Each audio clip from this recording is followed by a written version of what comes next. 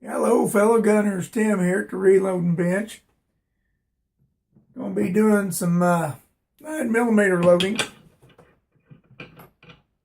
Now, normally I've already got the brass and stuff sized, but I think I'm going to show that this time. I've got my 9mm RCBS sizing die right here, which is a carbide die. Got my RCBS shell holder. I'm going to run the ram up. Yeah, it's a little too high. You can't see that. Yeah, you can't see the bottom of it. Alright, guys. Hang on a second. Alright, guys. I believe I've got this where you can see it. Now, I'm going to run this down. Now, this is already locked, but what you want to do is you want to bring it down where that sizing die is touching your shell holder.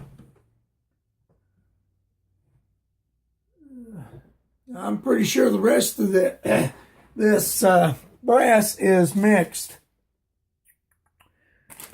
Try and find my, oops, found it. My primer catcher. I got a little green bungee cord I use to hold it in place.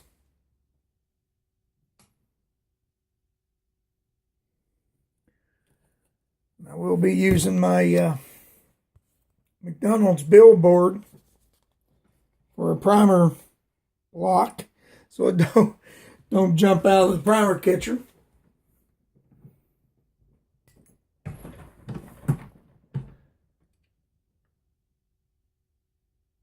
Now, you don't need case lube because it's a carbide die. Now, if this was a steel die, you would need case lube. So we're not using case lube because don't need it. So that's how you set your sizing die. And I'm going to go through and size all these.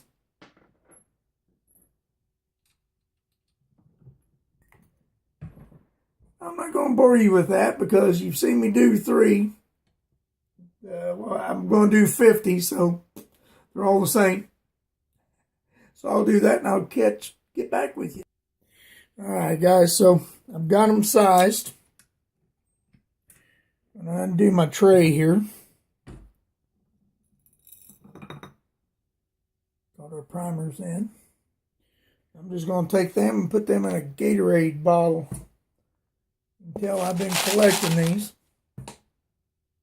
Never know when you might need a dead primer. For some reason.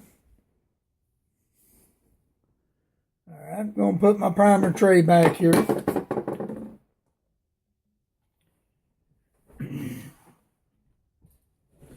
Alright, now we're going to expand the mouth. And this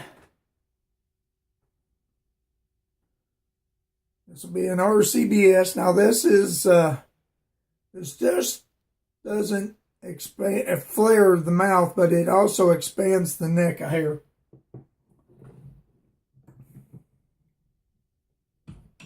I'm going to remove the sizing die.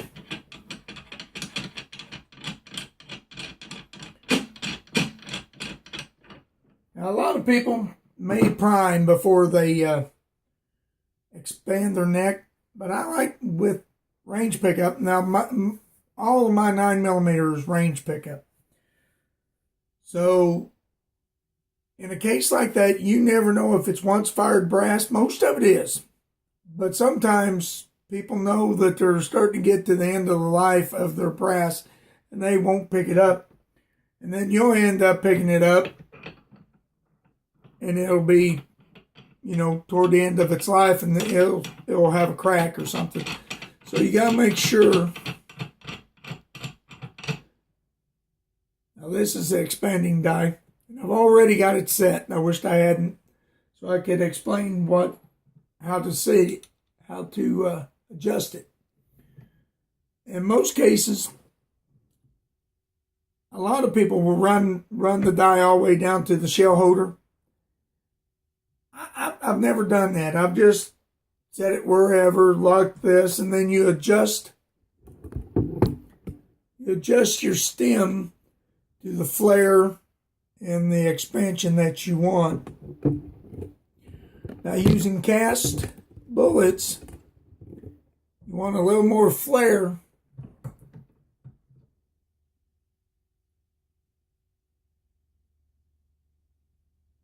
Get the angle right. Yeah, there you go. You can see it right there up against that press. A little flare to it.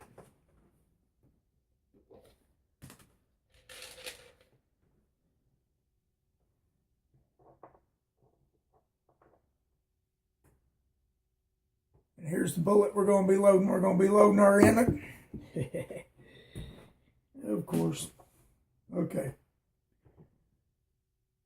The NRE 130 grain hollow point. And they are slippery. Okay. I want to show you how this fits in that expanded mouth. Just like that.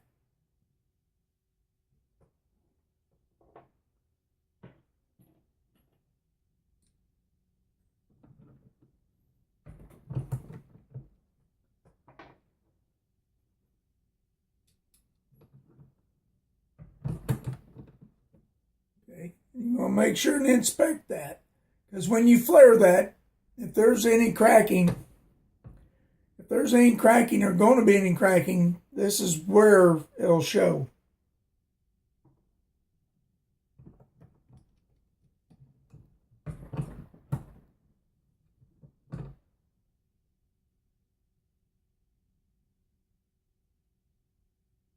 Okay, what is...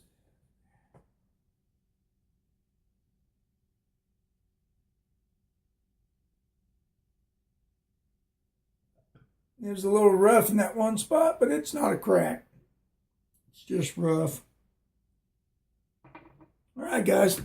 So now I'm going to expand all them, and then we'll prime them. All right, guys. As far as I could tell, there was no splits in any of them cases. So it turned out very well.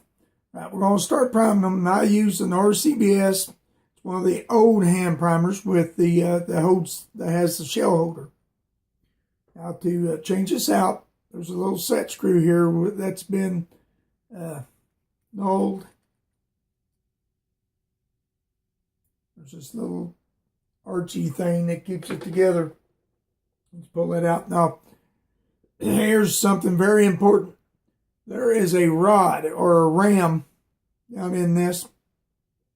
And if you tend to try and pull this out with that in there, it will bend it. Experience, guys. Experience. Right. And here it is.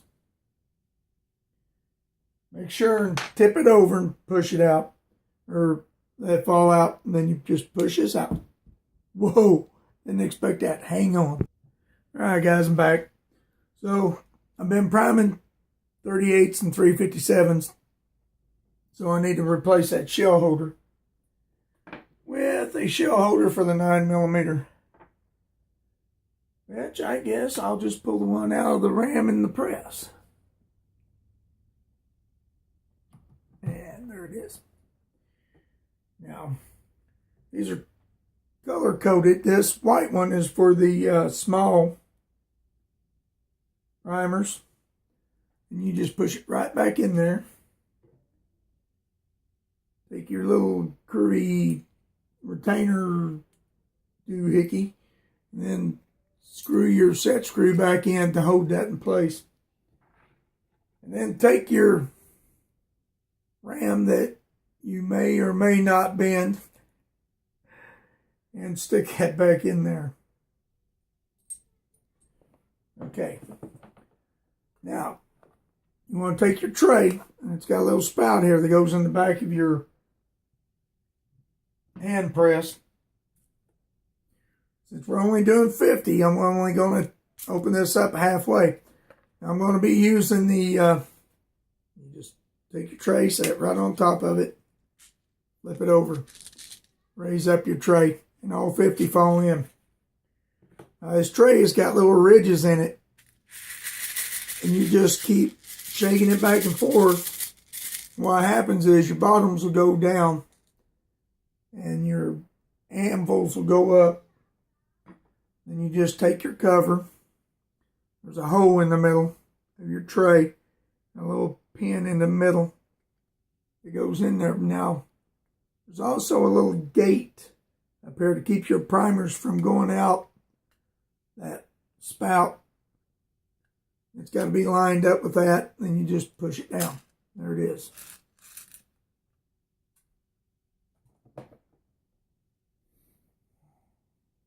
And you just insert it in the back of your hand press. And you rotate your primers until they go down in that spout. Now, this is gravity fed. There's no springs or anything to it, except for the spring down in here to keep tension on your handle so you can push it back. And you just take your casing, put it in your shell holder, just like when you use that. You just push the primer right in there. Okay, guys. And then you just push your primers in. That's what it looks like. I'm going to be using the S&B primers. And the reason why I'm using the S&B primers, hang on, I'll be right. It's because I'm going to be using clay dot powder.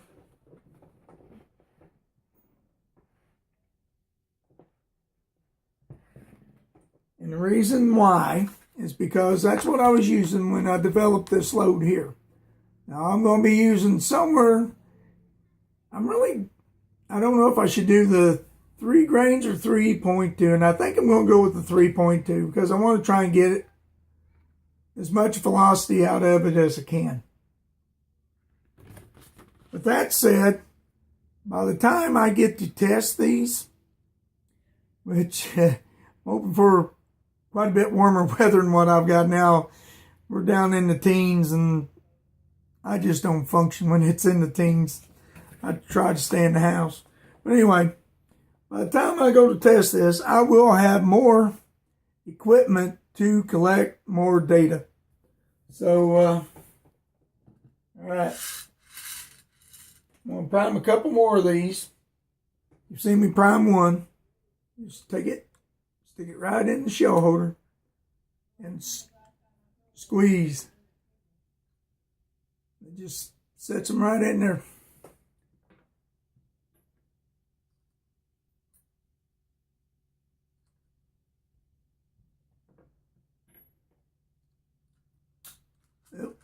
See, there wasn't a primer in there. Sometimes you got to shake that. Like I said, it's gravity fed.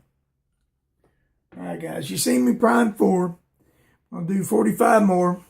It's all the same. 46 more. All right, guys. Got them all primed.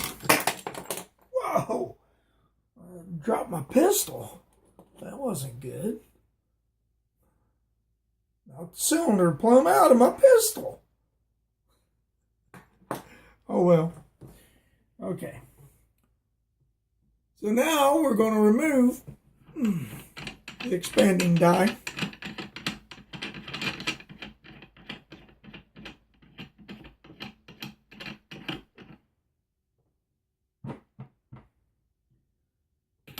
Has anybody been watching Psycho Clown? He's been doing a lot of working with 22 holes to make 22 bullets. That is so interesting to me. Okay. Before I get off on this story, I have already, I wished I hadn't had, but I have. This is already set to where it has just a very light, this is a tapered crimp. Doesn't have a road crimp because it's 9mm, but it's tapered. Or CBS likes it that way. They even did their 357 that way, so I don't get it. But anyway, it is set to where there is a light crimp. It's not an extreme crimp. with fast burning powder like I'm going to be using it, it's not necessary. But we will need to back out. All right, now I've probably got a dummy around here somewhere. Hang on a second. Well, it so happens that I do. Here, meet Dummy. I call him Dummy because he ain't got no primer. So I'm going to stick Dummy in the shell holder here. We're going to run him up. And then we're going to run this seating die stem down to meet it.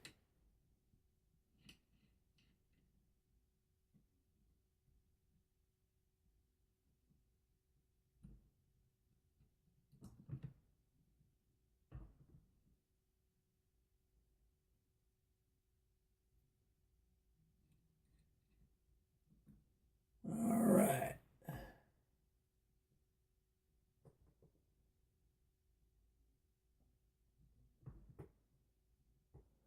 There we go.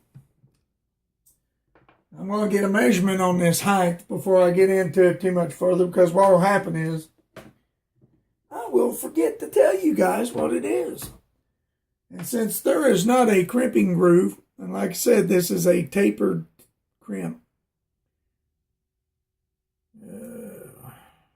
Zero out my calipers.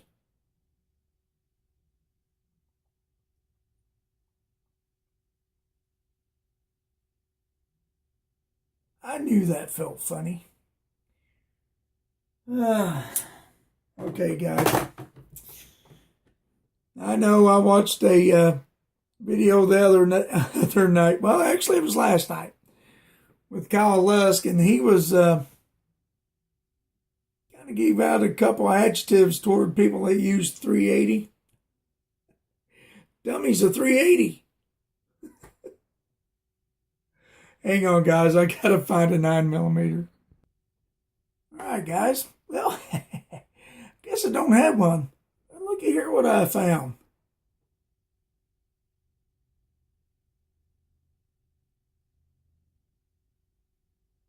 I found a beautiful 10mm mag. Beautiful. Oh, well. All right. So here's what we're going to do. Now I don't have an empty 9mm case. All these are primed. All right. Hang on. So what we're going to do now is I'm going to have to show you how to set this powder measure. So I can get a charge so I can see the bullet on top of the charge and show you how I'm going to seat the bullet. All right. I'll drain the powder out first, because I think this is at 5 or a little over 5 grains of, well, that don't sound right. Anyway, it's more powder than I want. We're going to screw this in. This little,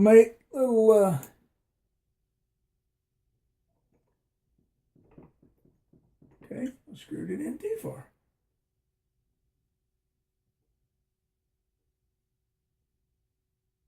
This might be closer to what I want than what I thought. All right.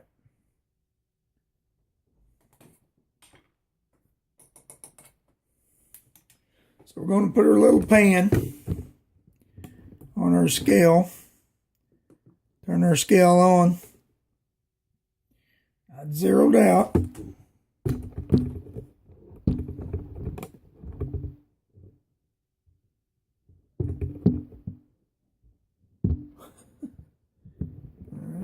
See if we can. There we go.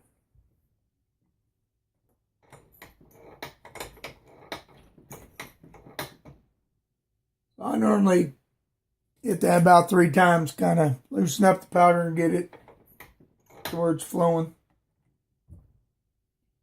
All right, well, that might have been closer to the charge I needed after all. I'm going to back this out because we're at 1.8 grains. And we're wanting 3.2 grains.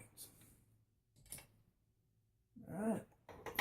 So again, since I adjusted it, I'm going to dump that out 3 times.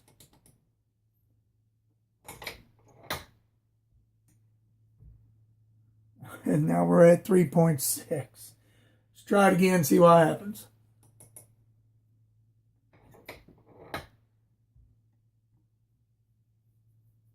3.6, all right. So let's go in. There's a locking nut, I guess you'd call it, that's nulled. Okay, and on top of that, there's like a wave washer, which keeps tension on there.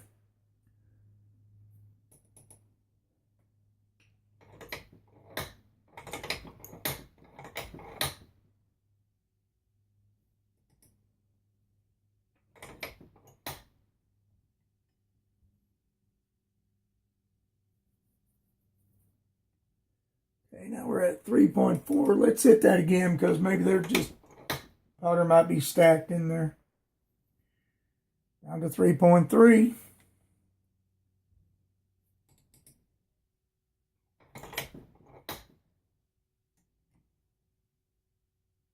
Back to 3.4.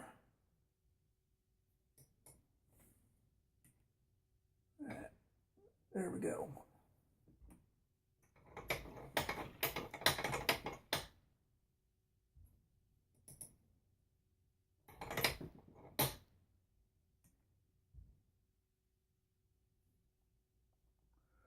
Now we're down to 3 grains even.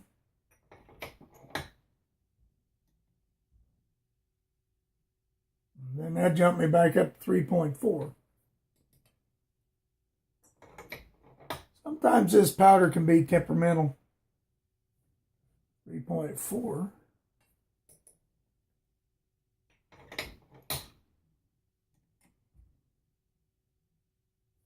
3.5.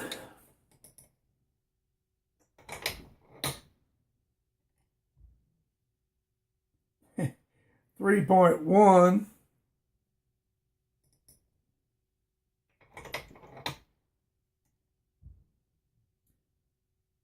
3.4. 3.3 actually. All right. You know what, guys? It's pretty close to 3.2. So we're just going to keep it there. And I'm not going to measure every load. We're not nowhere near max, so I ain't going to worry about it. Now I know what I'm doing. I know if you've followed me before, I've asked the question, are we losing accuracy when we powder coat? So what I'm going to do is I'm going to load 25 of these